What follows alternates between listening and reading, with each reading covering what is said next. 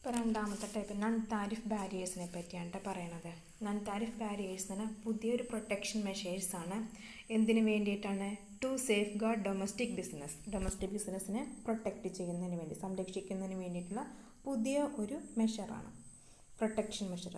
രണ്ട് കാറ്റഗറിയാണ് TBS പറയുന്നത്. First കാറ്റഗറിയിൽ വന്നത് which are general used by developing countries to prevent foreign exchange outflows. Developing countries use ചെയ്യുന്നതാണ് foreign exchange outflows prevent ചെയ്യുക എന്നുള്ളതാണ്. These are mostly traditional NTBs such as import licensing, import quotas, foreign exchange regulations and canalisation of imports. ഇപ്പോൾ traditional ആയിട്ട് പണ്ട് കാലം മുതൽ ഉപയോഗിക്കുന്ന ഒരു നോൺ താരിഫ് ബാരിയേഴ്സാണത്. ഇമ്പോർട്ട് ചെയ്യുന്ന ലൈസൻസ് വേണം, ഇമ്പോർട്ടിന് കോട്ടാസ് ഉണ്ട്, ഫോറിൻ എക്സ്ചേഞ്ച് റെഗുലേഷൻസ് ഉണ്ടായിരിക്കും, ഇത്ര എമൗണ്ട് മാത്രമേ പറ്റുള്ളൂ, അങ്ങനെയൊക്കെ ഉള്ളത്. പിന്നെ കാനലൈസേഷൻ ഓഫ് ഇമ്പോർട്ട്സ് അധികം പ്രൊമോട്ട് ചെയ്യാതിരിക്കുക. The second category of NTBs are those which are mostly used by developed economies. ഇത് ഡെവലപ്ഡ് ഇക്കണോമീസ് ഉപയോഗിക്കുന്നതാണ് കേട്ടോ. ഡൊമസ്റ്റിക് ഇൻഡസ്ട്രീസിന് അവരുടെ രാജ്യ ഡൊമസ്റ്റിക് ഇൻഡസ്ട്രീസിനെ പ്രൊട്ടക്റ്റ് ചെയ്യുന്നതിന് വേണ്ടി. Voluntary export restrained is an example for this. Voluntary export restrained ആണ് അതിന് ഇതായിട്ടുള്ള എക്സാമ്പിളായിട്ട് പറയുന്നത്. VER എക്സ്പോർട്ട് ഓറിയൻറ്റഡ് ആയിട്ടുള്ള കാര്യമായിരിക്കും അവർ എന്ത് ചെയ്യുന്നത്, പ്രൊഡ്യൂസ് ചെയ്യണത്. അങ്ങനെ 2 ടൈപ്പ് കാറ്റഗറിയാണ് നോൺ താരിഫ് ബാരിയേഴ്സ് ഉള്ളത്. ഇനി types of non tariff barriers ഏതൊക്കെയാണെന്നാണ് പറയുന്നത്. The NTBs which have significant restrictive effects are described as hard core NTBs. These include import prohibitions, quantitative restrictions, voluntary export restraint, variable levies, multi fibre arrangement restrictions and non automatic licensing. ഇപ്പോൾ പ്രധാനപ്പെട്ട non tariff ബാരിയേഴ്സുകൾ, അതായത് നമ്മൾ ഏറ്റവും കൂടുതലായിട്ട് ഉപയോഗിക്കുന്നത് import prohibitions ഉണ്ട്, quantitative restrictions, voluntary export restraints ഉണ്ട്, variable levies, multi fibre arrangement restrictions, non automatic licensing ഒക്കെയാണ് പ്രധാനപ്പെട്ട ഉപയോഗിക്കുന്നത്. Major NTBs in the international trading environment are given below. ഇനി ഇൻ്റർനാഷണൽ ട്രേഡിങ്ങിൽ ഉപയോഗിക്കണം സാധാരണയായിട്ട് ഉപയോഗിക്കുന്ന നോൺ താരിഫ് ബാരിയേഴ്സാണ്. ഫസ്റ്റത്തത് കോട്ടാസ് ആണ്, കോട്ടയിലെ കോട്ടാസ്. രണ്ടാമത്തത് licensing. 3 VERS voluntary export restraints, administrative measures, subsidies and local content requirements. ഇങ്ങനെ 6 എണ്ണമാണ് പ്രധാനമായിട്ട് നമ്മൾ ഉപയോഗിക്കുന്നത്. അതിൽ ഫസ്റ്റ് വണ്ണാണ് കോട്ടാസ് എന്ന് പറയുന്നത്. കോട്ട എന്ന് പറഞ്ഞിട്ടുണ്ടെങ്കിൽ ഇത്ര അളവ് എന്നുള്ളതാണ് കേട്ടോ, ഇത്ര എണ്ണം, ഇത്ര amount. Quota is restriction on the quantity of imports or export. ഇമ്പോർട്ടിനോ എക്സ്പോർട്ടിനോ എന്താണ് ക്വാണ്ടിറ്റി റെസ്ട്രിക്ഷൻ വരുന്നതാണ് കോട്ടാസ് എന്ന് പറയുന്നത്. The quantitative restriction may be to protect the interest of the domestic producers or to conserve foreign exchange resources. ഇപ്പോൾ quantity restriction വന്നത് എന്തിനൊക്കെ ആയിരിക്കാം? ഡൊമസ്റ്റിക് പ്രൊഡ്യൂസേഴ്സിന് താല്പര്യങ്ങൾ പ്രൊട്ടക്റ്റ് ചെയ്യുന്നതിനോ അല്ലെങ്കിൽ ഫോറിൻ എക്സ്ചേഞ്ച് റിസോഴ്സുകൾ കൺസർവ് ചെയ്യുന്നതിനോ വേണ്ടിയാണ്. കൺസർവ് എന്ന് പറഞ്ഞിട്ടുണ്ടെങ്കിൽ സൂക്ഷിക്കുന്നതിനോ വേണ്ടിയാണ്. Quantitative restriction which take the form of quotas are very important traditional means of restricting import and export. അതായത് ക്വാണ്ടിറ്റി റെസ്ട്രിക്ഷൻസ് എന്ന് പറഞ്ഞാൽ ഈ കോട്ടാസ് എന്ന് പറഞ്ഞാൽ ഇമ്പോർട്ടിനും എക്സ്പോർട്ടും സാധാരണയായിട്ട് നമ്മൾ ഉപയോഗിക്കുന്ന ഒരു റെസ്ട്രിക്റ്റിംഗ് ടൂളാണ്. There are important quotas and export quotas. Import കോട്ടാസും എക്സ്പോർട്ട് കോട്ടാസും ഉണ്ട്. A quota on the export of a product from a country may be imposed if the government feels the export in excess of the quota will affect interest of the domestic consumers. ഇനി export കോട്ട ഏർപ്പെടുത്തുന്നുണ്ട്. ഒരു product, ഒരു രാജ്യത്ത് നിന്ന് വരുത്തുന്ന product എന്ന് പറഞ്ഞിട്ടുണ്ടെങ്കിൽ export of A product from A country may be imposed. Export ചെയ്യണ രാജ്യത്തിന് എന്താണ് ഒരു കോട്ടാസ് ഏർപ്പെടുത്തണമെങ്കിൽ ആ ഗവൺമെൻറ് ഫീൽ ചെയ്യണം. എക്സ്പോർട്ട് എന്ത് ചെയ്യണം, നമ്മൾ പറഞ്ഞ പരിധിയിൽ കൂടുതലായിട്ട് പോയതുകൊണ്ട് അത് ഡൊമസ്റ്റിക് കൺസ്യൂമേഴ്സ് താല്പര്യങ്ങൾ എന്താണ് അഫക്റ്റ് ചെയ്യുന്നത്. എന്താണ് ഇവിടെ വിൽക്കാനില്ല, ഇവിടുത്തെ കസ്റ്റമേഴ്സിനെ സാറ്റിസ്ഫൈ ചെയ്യേണ്ടത് ഫുള്ള് എക്സ്പോർട്ട് ചെയ്തു പോകണം തോന്നലുണ്ടാകുമ്പോഴാണ് എക്സ്പോർട്ട് കോട്ടാസ് കൊണ്ടുവരുന്നത്. സംടൈംസ് ക്യാൻ എക്സ്പോർട്ട് കോട്ട is the result of an international commodity agreement. ചില സമയങ്ങൾ എന്താണ് ഇൻ്റർനാഷണൽ കമ്മോഡിറ്റി എഗ്രിമെൻറ്റിൻ്റെ ഫലമായിട്ടായിരിക്കാം എക്സ്പോർട്ട് കോട്ട കൊണ്ടുവരുന്നത്.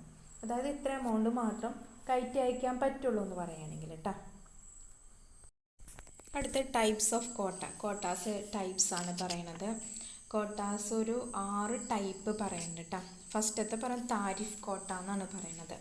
താരിഫ് കോട്ട എന്ന് പറഞ്ഞിട്ടുണ്ടെങ്കിൽ അതിൻ്റെ ഫീച്ചേഴ്സും അതുപോലെ തന്നെ കോട്ട നോക്കിയിട്ട് features of the tariff as well as of the കോട്ട, താരിഫ് അല്ലെങ്കിൽ കോട്ട അത് നോക്കിയിട്ടാണ് താരിഫ് കോട്ട കമ്പൈൻ ചെയ്യണത്. Under a tariff quota, the import of a commodity up to a specified volume are allowed duty free or at a special low rate. But any import in excess of this limit are subject to duty or a higher rate of duty. Tariff കോട്ടയാണെങ്കിൽ നമ്മൾ import ചെയ്യുന്ന കമ്മോഡിറ്റിക്ക് ഒരു specified volume allow ചെയ്തിട്ടുണ്ടായിരിക്കും duty free ആയിട്ട്, അല്ലെങ്കിൽ special law rate ആയിരിക്കും. ഒന്നിന് ഡ്യൂട്ടി ഫ്രീ ആയിരിക്കും, അല്ലെങ്കിൽ സ്പെഷ്യൽ ലോ റേറ്റ് കൊടുക്കും. പക്ഷേ ആ ഇമ്പോർട്ട് എക്സസ് ആയിട്ടുണ്ട്, ലിമിറ്റിൽ കൂടുതലായിട്ടുണ്ട്, എന്താണ് ഡ്യൂട്ടി ഏർപ്പെടുത്താം, അല്ലെങ്കിൽ high rate of duty penalty പോലെ അവർക്ക് എന്ത് ചെയ്യാൻ പറ്റും, പെനാൽറ്റി അടയ്ക്കാനായിട്ട് സാധിക്കും. അപ്പോൾ എന്താണ് ഹൈ റേറ്റ് ഓഫ് ഡ്യൂട്ടി പേ ചെയ്യേണ്ടതായിട്ട് വരും. അപ്പോൾ അതാണ് താരിഫ് കോട്ട. എന്താണ് ലിമിറ്റ് ഉണ്ട് ഇത്ര വോളിയം, ചിലപ്പോൾ എന്തുണ്ട് വരും, നമ്മൾ ഡ്യൂട്ടി അടയ്ക്കണം, ചിലത് ഡ്യൂട്ടി ഫ്രീ ആയിരിക്കും. പക്ഷേ ഓവർ ലിമിറ്റ് ആയിട്ടുണ്ടെങ്കിൽ അതെന്ത് ചെയ്യും, ഡ്യൂട്ടി മസ്റ്റായിട്ട് പേ ചെയ്യേണ്ടി വരും. രണ്ടാമത്തെ യൂണിലാറ്ററൽ കോട്ടയാണ് കേട്ടോ. യൂണിലാറ്ററൽ കോട്ട എന്ന് പറഞ്ഞിട്ടുണ്ടെങ്കിൽ a country unilaterally fixes a ceiling on the quantity of the import of a particular commodity. എന്താണ് ചെയ്യണത്, യൂണിലാറ്ററലി എന്ന് പറഞ്ഞിട്ടുണ്ടെങ്കിൽ അവർ ഒരു തീരുമാനിക്കുക, ആ രാജ്യം ഒരു തീരുമാനം എടുക്കും, അവർ ഇത്ര എമൗണ്ട് ക്വാണ്ടിറ്റി മാത്രമാണ് ഇമ്പോർട്ട് ചെയ്യാൻ പറ്റുള്ളൂ ഒരു പർട്ടിക്കുലർ കമ്മോഡിറ്റിക്ക്. യൂണിലാറ്ററൽ എന്ന് പറഞ്ഞാൽ ഏകപക്ഷീയമായിട്ട് സ്വയം തീരുമാനമെടുക്കുന്നതാണ് കേട്ടോ. അതിനെ യൂണിലാറ്ററൽ കോട്ട എന്ന് പറയും. അടുത്തത് ബൈലാറ്ററൽ കോട്ടയാണ് പറയുന്നത്. ബൈലാറ്ററൽ കോട്ട എന്ന് പറഞ്ഞിട്ടുണ്ടെങ്കിൽ negotiation between the importing country and the supplier country. Importing country supplier കൺട്രിയും തമ്മിലൊരു എഗ്രിമെൻറ്റ് പ്രകാരം ഏർപ്പെടുത്തും. രണ്ട് രാജ്യങ്ങളൊരു മ്യൂച്വൽ അണ്ടർസ്റ്റാൻഡിങ്ങിലൂടെ ഏർപ്പെടുത്തുന്ന ബൈലാറ്ററൽ. ബൈലാറ്ററൽ എന്ന് പറയുമ്പോൾ രണ്ട് പേര് വരുന്നത്. നാലാമത്തെ എന്താണ് മിക്സിംഗ് കോട്ടയാണ് കേട്ടോ. മിക്സിംഗ് കോട്ടയിൽ പറയുന്നത് producers are obligated to utilise domestic raw materials up to a certain proportion in the production of finished product. എന്താണ് പ്രൊഡ്യൂസേഴ്സിന് നമ്മളുടെ ലോക്കൽ മെറ്റീരിയൽ സർട്ടൻ പ്രൊപ്പോർഷനിൽ മാത്രമേ ഫിനിഷ് പ്രൊഡക്റ്റിന് വേണ്ടി ഉപയോഗിക്കാൻ പറ്റുള്ളൂ. അതിനാണ് മിക്സിംഗ് കോട്ട എന്ന് പറഞ്ഞിട്ട് പ്രൊഡക്ഷന് ഏർപ്പെടുത്തുന്നത്. അടുത്തത് എക്സ്പോർട്ട് കോട്ടയാണ്. എക്സ്പോർട്ട് കോട്ട ഏർപ്പെടുത്തുന്നത് ഒരു country may be imposed if the government feels that export in excess of that will affect the interest of domestic consumers. നേരത്തെ പറഞ്ഞ ഡൊമസ്റ്റിക് കൺസ്യൂമേഴ്സിന് താല്പര്യങ്ങളെ അഫക്റ്റ് ചെയ്യും, അതായത് അവർക്കത് ഉപയോഗിക്കാൻ കിട്ടണില്ല, അതെല്ലാം എക്സ്പോർട്ട് ചെയ്ത് പോവുകയാണെങ്കിൽ ആ രാജ്യം എന്ത് ചെയ്യും, എക്സ്പോർട്ട് കോട്ട ഏർപ്പെടുത്തും. ലാസ്റ്റത്തെ എന്താണ് ഇമ്പോർട്ട് കോട്ടയാണ്. This is to restrict the quantity of imports to protect the interest of domestic producers or to conserve foreign exchange reserve. എന്തിനു വേണ്ടിയിട്ടാണ്, ഡൊമസ്റ്റിക് പ്രൊഡ്യൂസേഴ്സിൻ്റെ താല്പര്യങ്ങൾ സംരക്ഷിക്കുന്നതിന് വേണ്ടിയിട്ട്, അല്ലെങ്കിൽ ഫോറിൻ എക്സ്ചേഞ്ച് റിസർവുകൾ കൺസർവ് ചെയ്യുന്നതിന് വേണ്ടിയിട്ട്. അപ്പോൾ ഈ 6 ടൈപ്പ് കോട്ടാസ് ആണ് ഉള്ളത് കേട്ടോ. ഇനി രണ്ടാമത്തെ ലൈസൻസിങ് ആണ് പറയുന്നത്. Quota regulations are generally administered by means of licensing. Licensing പ്രകാരമാണ് പ്രവർത്തിക്കണമെങ്കിൽ. Under the import licensing system importers are obligated to obtain licence from the licensing authorities. എന്താണ് ഇമ്പോർട്ട് ലൈസൻസിങ് പ്രകാരം പറഞ്ഞാൽ എന്താണ്, ഇമ്പോർട്ടേഴ്സ് മസ്റ്റായിട്ട് ലൈസൻസിങ് അതോറിറ്റീസ് ലൈസൻസ് എടുത്തിരിക്കണം. അപ്പോൾ licence ഉണ്ടെങ്കിൽ മാത്രമാണ് അവർക്ക് ഫോറിൻ എക്സ്ചേഞ്ചിൽ എന്ത് ചെയ്യാൻ പറ്റുള്ളൂ, ഇമ്പോർട്ട് നടത്താൻ, ഫോറിൻ എക്സ്ചേഞ്ചിൽ ഇവിടെ പേ ചെയ്യാനും ഇമ്പോർട്ട് ചെയ്യാൻ പറ്റുള്ളൂ. Import licensing has become a very powerful device for controlling the quantity of imports either of particular commodities. അപ്പോൾ ഇമ്പോർട്ട് ലൈസൻസിങ് എന്ന് പറഞ്ഞാൽ നമുക്ക് എന്താണ്, ഒരു പവർഫുൾ ഡിവൈസാണ് എന്ത്, ഇമ്പോർട്ടിങ് കൺട്രോൾ ചെയ്യാൻ, ക്വാണ്ടിറ്റി കൺട്രോൾ ചെയ്യാനുള്ളത്, അല്ലെങ്കിൽ ആ പർട്ടിക്കുലർ കമ്മോഡിറ്റി ഇമ്പോർട്ട് മാത്രം കൺട്രോൾ ചെയ്യാനായിട്ട്, ഓർ ഈവൻ അഗ്രിഗേറ്റ് ഇമ്പോർട്ട്സ്, അല്ലെങ്കിൽ മൊത്തത്തിലുള്ള ഇമ്പോർട്ട് കൺട്രോൾ ചെയ്യാൻ. Export of certain product may also be regulated by licensing. എക്സ്പോർട്ടും എന്ത് പ്രകാരം നമുക്ക് കൺട്രോൾ ചെയ്യാൻ പറ്റും, ലൈസൻസിങ്ങിലൂടെ കൺട്രോൾ ചെയ്യാൻ പറ്റും. ചില പ്രൊഡക്റ്റുകൾ എക്സ്പോർട്ട് ഇമ്പോർട്ട് ചെയ്യുന്നതിന് നമുക്ക് എന്ത് ലൈസൻസിങ് നിർബന്ധമാണ്. ലൈസൻസിങ് ഇല്ലെങ്കിൽ അതെന്ത് ചെയ്യാൻ പറ്റില്ല, നമുക്ക് ഒരിക്കലും എക്സ്പോർട്ട് ഇമ്പോർട്ട് നടത്താൻ സാധിക്കില്ല. മൂന്നാമത്തത് വോളണ്ടറി എക്സ്പോർട്ട് റിസ്ട്രെയിൻസ് ആണ് പറയണത്. VERS are bilateral agreement instituted to restrain export of specific manufactured goods. Bilateral agreement ആണ്, രണ്ട് കൂട്ടരും കൂടി സമ്മതിച്ചിട്ടുള്ളതാണ് എക്സ്പോർട്ട് ചെയ്യണം ചില മാനുഫാക്ചറിങ് ഗുഡ്സുകളുടെ മേലെ ഏർപ്പെടുത്തുന്നത്. The United States and European Community have thus regulated the import of several products. എന്താണ്, US ഉം യൂറോപ്യൻ കമ്മ്യൂണിറ്റി എന്താണ് ധാരാളം പ്രൊഡക്റ്റുകൾ ഇമ്പോർട്ട് റെഗുലേറ്റ് ചെയ്യുന്നുണ്ട്. ഏതിലൂടെ, ഈ VRS സിസ്റ്റത്തിലൂടെ. Under the VRS, the exporting country voluntarily restrain the export of the specific product at the request of the importing country. അപ്പോൾ VRSൽ പറയുന്നത് exporting country എന്താണ്, സ്വമേധയാണ് എക്സ്പോർട്ട് റിസ്ട്രെയിൻ ചെയ്യണത്. ഏതെങ്കിലും സ്പെസിഫിക് പ്രൊഡക്റ്റിനായിരിക്കും, ആരുടെ റിക്വസ്റ്റ് പ്രകാരമാണ്, ഇമ്പോർട്ട് ചെയ്യുന്ന രാജ്യത്തിൻ്റെ റിക്വസ്റ്റ് പ്രകാരമാണ് അവരെന്ത് ചെയ്യുന്നത്, ഇത് കുറച്ച് നാളത്തേക്ക് എക്സ്പോർട്ട് റിസ്ട്രെയിൻ ചെയ്യണത്. The importing country makes this request either to reduce its trade deficit. Deficit വരികയാണെങ്കിൽ ട്രേഡ് ഡെഫിസിറ്റ് ഉണ്ടാവും, നഷ്ടം, അത് ഒഴിവാക്കുന്നതിന് വേണ്ടിയായിരിക്കാം, അല്ലെങ്കിൽ അവരുടെ ഡൊമസ്റ്റിക് ഇൻഡസ്ട്രീനെ പ്രൊട്ടക്റ്റ് ചെയ്യുന്നതിന് വേണ്ടിയായിരിക്കാം ഇത്തരത്തിൽ ഇമ്പോർട്ടിംഗ് കൺട്രി എന്ത് ചെയ്യുന്നത് റിക്വസ്റ്റ് ചെയ്യുന്നത്. VERS are adopted under pressure from the importing country. The voluntary export restraints എപ്പോഴും എന്താണ് ഇമ്പോർട്ടിംഗ് കൺട്രി പ്രഷർ പ്രകാരമാണ് ചെയ്യുന്നത് കേട്ടോ, ഇമ്പോർട്ടിംഗ് കൺട്രിയുടെ റിക്വസ്റ്റ് അല്ലെങ്കിൽ അവരുടെ സമ്മർദ്ദം മൂലം. Otherwise the importing country may impose import tariff for import quotas. അല്ലെങ്കിൽ എന്ത് ചെയ്യും, ഇമ്പോർട്ടിംഗ് ചെയ്യുന്ന രാജ്യം ഏതാണ് അവരെന്ത് ചെയ്യും, ഇമ്പോർട്ട് താരിഫോ ഇമ്പോർട്ട് കോട്ടാസോ ഏർപ്പെടുത്തും. Example, in 1981 Japanese automobile exporters restrain there export at the request of the US government. 1989 ജപ്പാൻസ് automobile exporters എന്ത് ചെയ്തിട്ടുണ്ട്, അവരുടെ എക്സ്പോർട്ടിന് റിസ്ട്രെയിൻ ഏർപ്പെടുത്തി. ആരുടെ റിക്വസ്റ്റ് പ്രകാരം, US ഗവൺമെൻറ് റിക്വസ്റ്റ് പ്രകാരം. അപ്പം അങ്ങനെയുള്ളതാണ് VERS എന്ന് പറയുന്നത്. നാലാമത്തത് അഡ്മിനിസ്ട്രേറ്റീവ് മെഷേഴ്സ് ആണ് കേട്ടോ. Administrative controls consist of a wide range of bureaucratic government actions. എന്താ ബ്യൂറോക്രാറ്റിക് ഗവൺമെൻറ് ആക്ഷൻ എന്ന് വെച്ചിട്ടുണ്ടെങ്കിൽ ഭയങ്കര കർക്കശക്കാരായ ഗവൺമെൻറ് പ്രവർത്തനം മൂലം കൊണ്ടുവന്നതാണ് കേട്ടത്. Some of the VERS are administrative protection actions. ചില വോളണ്ടറി എക്സ്പോർട്ട് റെസ്ട്രെയിൻസ് ഒക്കെ ഈ അഡ്മിനിസ്ട്രേറ്റീവ് പ്രൊട്ടക്ഷൻ ആക്ഷൻ പ്രകാരം കൊണ്ടുവരാറുണ്ട്. അതുകൂടാതെ ലൈസൻസിങ് വേറൊരു മെത്തേഡ്, അഡ്മിനിസ്ട്രേറ്റീവ് പ്രൊട്ടക്ഷനിലെ വേറൊരു മെത്തേഡാണ് കേട്ടോ. മറ്റുള്ള ടൈപ്സുകൾ, അപ്പോൾ ഈ രണ്ട് ടൈപ്സ് VERSും ലൈസൻസും നമ്മൾ നേരത്തെ പറഞ്ഞതും അഡ്മിനിസ്ട്രേറ്റീവ് മെഷേഴ്സ് ആയിട്ട് എടുക്കാറുണ്ട്. അതുകൂടാതെ ഒരു 9 ടൈപ്സ് കൂടി എന്തുണ്ട്, അഡ്മിനിസ്ട്രേറ്റീവ് മെഷേഴ്സ് ഉണ്ട് കേട്ടോ. അതിൽ ഒന്നാമത് ടെമ്പററി റെസ്ട്രിക്ഷൻസ് ആണ്.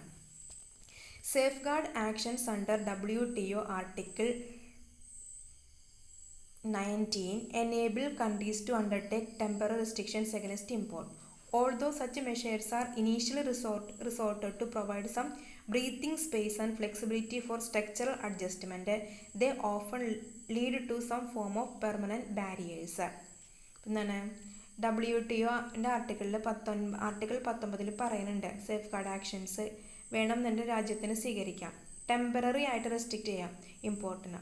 അപ്പം അങ്ങനെ ചെയ്യുമ്പോഴും നമ്മളെന്താ മെഷേഴ്സ് എടുക്കുമ്പോൾ എന്ത് ചെയ്യണം, ഇത്തിരി ബ്രീത്തിങ് സ്പേസ് അതിന് ഇളവുകൾ കൊടുക്കാനായിട്ട് നോക്കണം, സ്ട്രക്ചറലായിട്ടുള്ള അഡ്ജസ്റ്റ്മെൻറ്റുകൾ നടത്താനായിട്ട് നോക്കുകയും വേണം. ചിലത് എന്തിലേക്ക് നയിക്കും, നമ്മൾ ടെമ്പററി ആയിട്ട് ചെയ്യണം, ചിലപ്പോൾ എന്താ പെർമനൻറ്റ് ബാരിയറായിട്ട് മാറാറുമുണ്ട്. അടുത്തത്, അപ്പോൾ അതാണ് ടെമ്പററി റെസ്ട്രിക്ഷൻസ് പറയണത് കേട്ടോ. അത് പ്രത്യേകം ആർട്ടിക്കിളിൽ പറഞ്ഞിട്ടുണ്ട്, രാജ്യം സ്വമേധ എടുക്കണ ഒരു മെഷറാണ് കേട്ടോ അത്. അടുത്ത അഡ്മിനിസ്ട്രേറ്റീവ് മെഷർ രണ്ടാമത്തെ ഹെൽത്ത് സ്റ്റാൻഡേർഡ്സ് ആണ് കേട്ടോ. Several health and product standards imposed by developed countries restrict the export of developing countries because of the added cost of technical requirements. എന്താണെന്ന് വെച്ചാൽ ആരോഗ്യകരമായിട്ടുള്ളത് അല്ലെങ്കിൽ പ്രൊഡക്റ്റ് സ്റ്റാൻഡേർഡുകളൊക്കെ എന്തിനെ ഏർപ്പെടുത്താറുണ്ട്, ഡെവലപ്ഡ് കൺട്രീസ് ഏർപ്പെടുത്താറുണ്ട്. എന്തിനാ, എക്സ്പോർട്ട് റെസ്ട്രിക്റ്റ് ചെയ്യാൻ വേണ്ടി, ഡെവലപ്പിംഗ് കൺട്രീസിൽ വന്ന ഗുഡ്സുകളുടെ എക്സ്പോർട്ട് റെസ്ട്രിക്റ്റ് ചെയ്യുന്നതിന് വേണ്ടി. എന്തുകൊണ്ടാണത്, ചില ടെക്നിക്കൽ റിക്വയർമെൻറ്റ്സിന് എന്താണ് അവർ കോസ്റ്റ് കൂടുതലായിട്ട് ചാർജ് ചെയ്യുന്നത് കൊണ്ട്. Maintaining health and product standard is necessary. ഇപ്പം എന്ത് ചെയ്യണം, ഹെൽത്ത് ആയാലും പ്രൊഡക്റ്റിന് സ്റ്റാൻഡേർഡ് ആയാലും അത്യാവശ്യമാണ് മെയിൻറ്റെയിൻ ചെയ്യേണ്ടത്. അപ്പം അതുകൊണ്ട് തന്നെ ഡെവലപ്ഡ് കൺട്രീസ് എന്ത് ചെയ്യും, use this with the deliberate intention of trade restriction or discrimination. ഇപ്പോൾ ഹെൽത്ത് സ്റ്റാൻഡേർഡ്സ് പ്രൊഡക്റ്റുകൾക്കാണ് ഹെൽത്ത് സ്റ്റാൻഡേർഡ് എന്ന് വെച്ചാൽ ക്വാളിറ്റി, ക്വാണ്ടിറ്റി അങ്ങനെയുള്ള കാര്യങ്ങളിൽ. അപ്പോൾ അവരെന്ത് ചെയ്യും, അതുമായി ബന്ധപ്പെട്ട് കുറച്ചുകൂടി റെസ്ട്രിക്ഷൻ കൊടുക്കും, അല്ലെങ്കിൽ ഡിസ്ക്രിമിനേഷൻ നടത്തും, വേർതിരിവ് നടത്തും. ക്വാളിറ്റി കുറഞ്ഞതും ക്വാളിറ്റി കൂടിയതും ക്വാളിറ്റി കുറഞ്ഞതും അങ്ങനെയായിട്ട് തിരിച്ചിട്ടായിരിക്കും അവരെന്ത് ചെയ്യണത്, വിൽപ്പന നടത്തണത്. അതാണ് രണ്ടാമത്തത്. മൂന്നാമത്തത് കസ്റ്റം റെഗുലേഷൻസ് ആണ്. Certain custom procedures of many countries become trade barriers. എന്താണ്, ചില കസ്റ്റം പ്രൊസീജിയേഴ്സ് എന്താണ് പല രാജ്യങ്ങളിലും എന്താണ് ട്രേഡ് ബാരിയേഴ്സ് ആയിട്ട് മാറാറുണ്ട്. Frequent change of customs regulations are themselves a significant barrier to exporters. അപ്പോൾ കസ്റ്റംസിൻ്റെ റെഗുലേഷൻസ് ഇങ്ങനെ മാറിക്കൊണ്ടിരിക്കുന്നത് പലപ്പോഴും എക്സ്പോർട്ടേഴ്സിന് എന്തായിട്ട് മാറുന്ന ബാരിയറായിട്ട് മാറാറുണ്ട്. നാലാമത്തത് കൺസ്യൂളർ ഫോർമാലിറ്റീസ് ആണ്. A number of countries insist on certain consular formalities like a certification of export documents by the respective consulate of the importing country in the exporting country.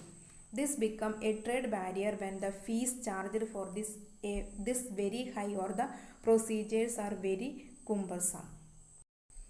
എന്താണ് പറയണത്, ചില രാജ്യങ്ങൾ ചില കൺസ്യൂമർ ഫോർമാലിറ്റീസ് വയ്ക്കാറുണ്ട്.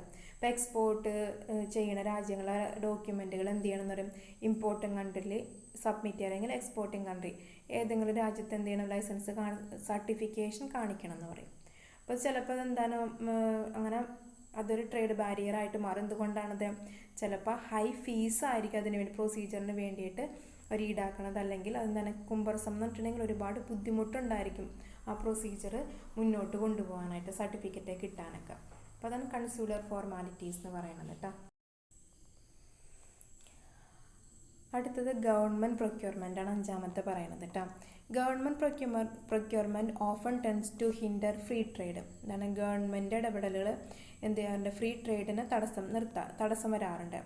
The Tokyo round has therefore formulated an agreement on government procurement with a view to secure greater international competition. This is still a continuous problem എന്നായിരിക്കുള്ളൂ. അപ്പം എന്താണ്, Tokyo round ഇതുപോലെ തന്നെ എന്താണ് ഒരു എഗ്രിമെൻറ്റ് ഗവൺമെൻറ് പ്രൊക്യൂർമെൻറ്റ് വേണ്ടിയിട്ട് എന്താണ് protect ചെയ്യാവുന്നുള്ളൊരു ഇതോട് കൂടിയാണ് അവർ എന്ത് ചെയ്തത്, അങ്ങനെ ഒരു മെഷർ കൊണ്ടുവന്നത്, എഗ്രിമെൻറ്റ് കൊണ്ടുവന്നതെങ്കിലും എന്തിനാണ് തടയുന്നത്, ഇൻ്റർനാഷണൽ കോമ്പറ്റീഷനെ ഓവർകം ചെയ്യുന്നതിന് വേണ്ടിയിട്ടാണ്. പക്ഷെ അതെന്താണ്, ഒരു കണ്ടിന്യൂസ് പ്രോബ്ലം ആയിട്ട് നിലനിൽക്കുകയാണ് ചെയ്യുന്നത്. ഗവൺമെൻറ് പ്രൊക്യൂർമെൻ്റ് എന്ന് പറയുന്നത് പലപ്പോഴും എന്തായിട്ട് മാറും, അത് ട്രേഡ് ബാരിയർ ആയിട്ട് മാറാറുണ്ട്. അടുത്തത് ആറാമത്തത് സ്റ്റേറ്റ് ട്രേഡിംഗ് ആണ് കേട്ടോ. State trading also hinders free trade many a time because of the counter trade practices, canalisation etcetera. എന്താണ് സ്റ്റേറ്റ് ട്രേഡിംഗ് എന്ന് പറഞ്ഞിട്ടുണ്ടെങ്കിൽ അതും ഫ്രീ ട്രേഡിനെ എന്താണ് ഒരുപാട് ബുദ്ധിമുട്ടുണ്ടാക്കാറുണ്ട് പല സമയത്തും. കൗണ്ടർ ട്രേഡ് പ്രാക്ടീസോ കാനലൈസേഷനൊക്കെ നടക്കാറുണ്ട്. State trading was an important feature of the foreign trade in the centrally planned ഇക്കണോമീസ് as well as in many developing countries. State trading എന്ന് പറഞ്ഞാൽ അതിൻ്റെ പ്രധാനപ്പെട്ട ഒരു ഫീച്ചർ എന്ന് പറയുന്നത് ഫോറിൻ ട്രേഡ് നടത്താനായിട്ട് ഒരു സെൻട്രലി പ്ലാൻ ചെയ്തിട്ടുണ്ടായിരിക്കും. അതിനനുസരിച്ചിട്ടായിരിക്കും നടക്കുന്നത്. എവിടെയാണ് നടക്കുന്നത്, ഡെവലപ്പിംഗ് കൺട്രീസിലാണ് ഇത്തരത്തിൽ ട്രേഡിംഗ് നടക്കുന്നത്. With the advent of economic liberalization in most of these countries, the role of state trading has declined. ഇപ്പം എന്താണ്, ഇക്കണോമിക് ലിബറലൈസേഷൻ വന്നതോടുകൂടി എന്താണ് സ്റ്റേറ്റ് ട്രേഡിംഗ് എന്ന് പറയുന്നതിൻ്റെ ഇമ്പോർട്ടൻസ് ഇല്ലാതായി എന്നാണ് പറയുന്നത്. എന്താണ്, എല്ലാവർക്കും ഫ്രീ ആയിട്ട് ട്രേഡിംഗ് നടത്താൻ പറ്റും. സ്റ്റേറ്റ് ട്രേഡിംഗ് ഏതെങ്കിലും ഒരു ഭാഗത്ത് മാത്രമായിരിക്കട്ടെ അതൊരു. അടുത്ത മോണിറ്ററി കൺട്രോൾസ് ആണ് കേട്ടോ ഏഴാമത്തത്. In addition to foreign exchange regulations, other monetary controls are sometimes employed to regulate trade, particularly imports. എന്താണ്, ഫോറിൻ എക്സ്ചേഞ്ച് റെഗുലേഷൻ ഉണ്ടായിരിക്കും, അതിൻ്റെ കൂടാതെ എന്താണ് മോണിറ്ററി കൺട്രോൾസും ചില സമയത്ത് എന്ത് ചെയ്യാറുണ്ട്, ഒരു ട്രേഡിനെ റെഗുലേറ്റ് ചെയ്യാൻ വേണ്ടിയിട്ട് ഉപയോഗിക്കാറുണ്ട്. മിക്കവാറും ഇമ്പോർട്ടുമേലാണ് ഇത്തരമുള്ള റെഗുലേഷൻസ് വന്നത്. For instance, to tide over the foreign exchange crisis in 1990-91 and 91-92. The Reserve Bank of India took several measures which included a 25% interest rate surcharge on bank credit for imports, subject to a commercial rate of interest of a minimum 17%. എന്താണ് പറയണത്, ഒരു Tide എന്ന് പറഞ്ഞാൽ wave എന്നാണ് പറയണത് കേട്ടോ. Foreign exchange crisis വന്നപ്പോൾ 90, 91, 92 കാലഘട്ടങ്ങളിൽ RBI എന്തെടുത്ത്, ഇന്ത്യൻ ഗവൺമെൻറ് RBI എന്തെടുത്ത് അതിനെ പ്രൊട്ടക്റ്റ് ചെയ്യുന്നതിന് വേണ്ടിയിട്ട് ഇമ്പോർട്ടിന് ബാങ്ക് ക്രെഡിറ്റ് എടുക്കണവർക്ക് 25% ഇൻട്രസ്റ്റ് റേറ്റ് സർചാർജ് ഏർപ്പെടുത്തി. എന്തിനു വേണ്ടിയിട്ട്, commercial rate of interest minimum 17% ആക്കുകയും ചെയ്തു. Bank credit for imports subject to a commercial rate എന്ന് പറഞ്ഞിട്ടുണ്ടെങ്കിൽ അവർ ഡൊമസ്റ്റിക് മാർക്കറ്റിൽ വിപണനത്തിനാണെങ്കിൽ അതെടുക്കണേന് 17% അവർക്ക് എന്തായിട്ടും ഇൻട്രസ്റ്റ് പേ ചെയ്താൽ മതിയായിരിക്കും. പക്ഷേ ഇമ്പോർട്ട് ചെയ്യുന്ന ഗുഡ്സിനാണെങ്കിൽ 25% ഇൻട്രസ്റ്റ് റേറ്റ് സർചാർജാണ് ബാങ്ക് ഏർപ്പെടുത്തിയത്. അതെന്തിനു വേണ്ടിയിട്ടാണ്, മാർക്കറ്റിന് അല്ലെങ്കിൽ മോണിറ്ററി ക്രൈസിസ് ഉണ്ടാകുന്നതിന് ഒഴിവാക്കുന്നതിന് വേണ്ടിയിട്ടാണ്. ഇനി അടുത്തത് എട്ടാമത്തെ ഇക്കോളജിക്കൽ റെസ്ട്രിക്ഷൻസ് ആണ്. ഇക്കോളജിക്കൽ റെസ്ട്രിക്ഷനിൽ പറയണത്, the growing concern for environment protection has led to the extension of environment protection regulation to imports. എന്താണ്, എൻവയോൺമെൻറ്റൽ പ്രൊട്ടക്ഷൻ അത് നടത്തുന്നതിന് വേണ്ടിയിട്ടാണ് എന്ത് ചെയ്യണത്, ഇമ്പോർട്ട് മേലെ റെഗുലേഷൻ കൊണ്ടുവന്നത്. ഇക്കോളജിക്കൽ റെസ്ട്രിക്ഷൻ എന്ന് ഉദ്ദേശിക്കുന്നത് അതാണ്, എൻവയോൺമെൻറ്റ് പ്രൊട്ടക്ഷനാണ്. For example, the US has imposed restriction on the import of shrimp harvested with commercial fishing technology which does not use turtle exclusion device. എന്താണ് എക്സാമ്പിൾ, US എന്ത് ചെയ്ത് restrictions കൊണ്ടുവന്നല്ലേ. Shrimp harvested commercial ഫിഷിങ്ങിന് ഉപയോഗിക്കുന്ന technology എന്തുപയോഗിക്കാൻ പാടില്ല എന്ന്, turtle എന്നുള്ള exclusions device ഉപയോഗിക്കാതെ shrimp രൂപത്തിൽ അല്ലെങ്കിൽ വേറെ രീതിയിൽ എന്ത് ചെയ്യാൻ പറഞ്ഞ് ഫിഷിങ് ഹാർവസ്റ്റിന് വേണ്ടി മീൻപിടുത്തത്തിന് വേണ്ടി ഇത് ഉപയോഗിക്കാനായിട്ട് പറഞ്ഞു എന്നാണ് പറയണത്. അപ്പോൾ ആ shrimp harvested with commercial fishing technology which does not use turtle exclusion device. Turtle exclusion device ഉപയോഗിക്കാത്തവർക്ക് എന്താണ് ഇത്തരത്തിലുള്ള ഇമ്പോർട്ട് റെസ്ട്രിക്ഷൻസ് കൊണ്ടുവന്നിരിക്കുന്നത്. ലാസ്റ്റത്തെ പറയുന്നത് ഫോറിൻ എക്സ്ചേഞ്ച് റെഗുലേഷൻസ് ആണ് കേട്ടോ. Foreign exchange regulations are an important way of regulating imports in a number of countries. This is done by the state monopolising the foreign exchange resource and not releasing foreign exchange for import of items that the government does not approve of for various reasons. Restrictions on currency convertibility can also affect imports. Foreign exchange regulations കൊണ്ടുവന്നതാണ്. അത് എന്തിനു വേണ്ടി തന്നെ, import regulate ചെയ്യുന്നതിന് വേണ്ടി തന്നെയാണ് കേട്ടോ. അങ്ങനെ ചെയ്യാൻ കാരണം state monopolising the foreign exchange റിസോഴ്സസും അതിൽ ഒരു മോണോപ്പൊളി വരുന്നതും, അതുപോലെ തന്നെ foreign exchange for import of items that the government does not approve of. ഇമ്പോർട്ടിന് വേണ്ടിയിട്ട് അവർ എന്ത് ചെയ്യണം, ഫോറിൻ എക്സ്ചേഞ്ച് നടത്തുന്നതിന് തയ്യാറുമല്ല. അപ്പോൾ അങ്ങനെ ഉള്ള പല പല കാര്യങ്ങളും ഉണ്ടായിരിക്കാം. Restrictions on currency convertible can also affect import. എന്താണ്, കറൻസി കൺവേർട്ട് ചെയ്യാനായിട്ട് നമുക്ക് സാധിക്കുന്നില്ലെങ്കിൽ അത് എന്തിനെ അഫക്റ്റ് ചെയ്യും, ഇമ്പോർട്ടിനെ അഫക്റ്റ് ചെയ്യും. ഏത് രാജ്യത്തേക്കാണോ ഇമ്പോർട്ട് ചെയ്യണത് ആ രാജ്യത്തെ കറൻസി നമ്മൾക്ക് ഉണ്ടായിരിക്കണം. അപ്പോൾ ഇതൊക്കെയാണ് ഫോറിൻ എക്സ്ചേഞ്ച് റെഗുലേഷനിൽ പറയുന്നത്. ഏത് പോയിൻ്റാണ്, അഡ്മിനിസ്ട്രേറ്റീവ് മെഷേഴ്സിൽ വന്ന 9 പോയിൻറ്റ്സ് ആണ് കേട്ടോ. 5ാമത്തെ NTB നോൺ താരിഫ് ബാരിയേഴ്സ് ആണ് സബ്സിഡീസ് എന്ന് പറയുന്നത്. In order to protect the domestic producer from foreign competitors, government may grant cash grants, loans, advances at low rate interest, tax holidays, etc. എന്താണ്, domestic producer foreign കോമ്പറ്റീറ്ററിൽ നിന്നും protect ചെയ്യുന്നതിന് വേണ്ടി cash ഗ്രാൻറ്റുകൾ കൊടുക്കുക, ലോണുകൾ, advances, law interest റേറ്റിന് advance കൊടുക്കുക, tax holidays എന്ന് പറഞ്ഞാൽ ഇത്ര ലിമിറ്റ് വരെ ടാക്സ് അടക്കണ്ട, അങ്ങനെ ഒരുപാട് അവർക്ക് ഇളവുകൾ കൊടുക്കുക. These are known as subsidies. ഇതിനെയാണ് സബ്സിഡീസ് എന്ന് പറയുന്നത്. By this the home country produce can enter the foreign market and compete by fixing the price at lower level. ഇപ്പോൾ എന്തെയും ഹോം കൺട്രിയിൽ പ്രൊഡക്റ്റ് പ്രൊഡ്യൂസ് ചെയ്തിട്ട് ഫോറിൻ മാർക്കറ്റ് എൻട്രി ചെയ്യാനായിട്ടും നമ്മൾ fix ചെയ്ത ലോവർ റേറ്റിന് പ്രൊഡക്റ്റ് വിറ്റഴിക്കാനായിട്ട് സാധിക്കും. In a developing country like India, subsidies have greater importance than developing രാജ്യങ്ങൾ. ഇന്ത്യയെ പോലെ ഡെവലപ്പിംഗ് രാജ്യങ്ങൾക്ക് എന്താണ്, സബ്സിഡിക്ക് വളരെ ഇമ്പോർട്ടൻസ് ഉണ്ട്. As the producers and farmers face capital shortage. എന്താണ്, പ്രൊഡ്യൂസേഴ്സിനായിട്ടുണ്ടെങ്കിൽ ഫാർമേഴ്സിന് ക്യാപിറ്റൽ ഷോർട്ടേജ് വരും. അപ്പോൾ അവർക്ക് സബ്സിഡി ഗവൺമെൻറ് ഓഫർ ചെയ്യണമെങ്കിൽ അത്രയും ആശ്വാസമായിരിക്കും. The advanced countries also provide subsidies to many industrial products. Advanced കൺട്രീസും എന്ത് ചെയ്യുക കൊടുക്കാറുണ്ട്, പല ഇൻഡസ്ട്രിയൽ പ്രൊഡക്ട്സിനും സബ്സിഡികൾ പ്രൊവൈഡ് ചെയ്യാറുണ്ട്. ലോ റേറ്റിന് അഡ്വാൻസ് കൊടുക്കുന്നത്, പിന്നെ ചിലതിന് എന്താണ് ടാക്സ് എക്സംഷൻ കൊടുക്കും, ക്യാഷ് ഗ്രാൻഡായിട്ട് കൊടുക്കും, തിരിച്ചടക്കാത്ത ലോണുകൾ, അങ്ങനെയൊക്കെ കൊടുക്കുന്നതിന് സബ്സിഡീസ് എന്ന് പറയുന്നത് കേട്ടോ. വ്യവസായങ്ങളെ പ്രൊട്ടക്റ്റ് ചെയ്യുന്നതിന് വേണ്ടിയാണത്. ലാസ്റ്റത്തെ പറയുന്നത് ലോക്കൽ കണ്ടന്റ് റിക്വയർമെൻറ്റ് എന്നാണ് പറയുന്നത്. This is A none tariff barrier which requires that the exported goods should have a fixed percentage of domestically produced goods. എന്താണ്, എക്സ്പോർട്ടഡ് ഗുഡ്സിനാണ് ഒരു ഫിക്സഡ് പെർസെൻറ്റേജ് എന്ന ഡൊമസ്റ്റിക്കലി പ്രൊഡ്യൂസ്ഡ് ഗുഡ്സ് ആയിരിക്കണം എന്ന് വയ്ക്കും. The developing countries mainly insist on this so that they can enhance the employment opportunities and utilize local resources.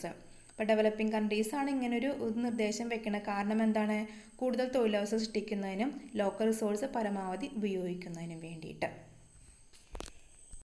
അപ്പോൾ ഈ 6 പോയിൻറ്റ്സാണ് none tariff ബാരിയേഴ്സിൽ വന്നത് കേട്ടോ.